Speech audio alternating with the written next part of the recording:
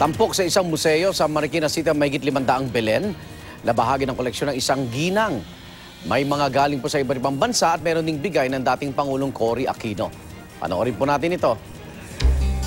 Kinikilala si St. Francis de Assisi bilang kauna-unahang gumawa ng live nativity scene noong 1223 sa Greccio, Central Italy. Matapos daw ito ng kanyang naging pagbisita sa Holy Land, kung saan nakita niya ang lugar ng kapanganakan ni Jesus.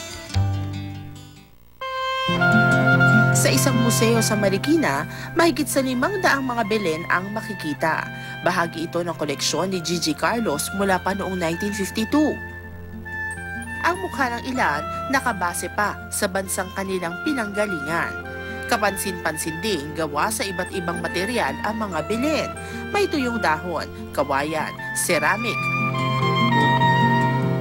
abo mula sa bulkan at kung ano-ano pa. Ang mga Belen mula raw sa mga paglalakbay ni Gigi sa loob at labas sa bansa, habang ang iba bigay naman ng ilan sa malalapit sa kanya. Actually, meron ditong binigay the late President Corazon C. Aquino na item para kay ating Belen collector. Nandun po siya, naka-display.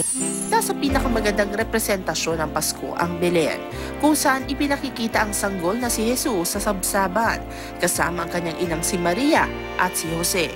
Isang paalala na ang pagbibigayan hindi lang sa material na bagay, dahil ang higit na regalong ating dapat alalahanin ay ang buhay ng tagapagligtas nating lahat, si Jesus.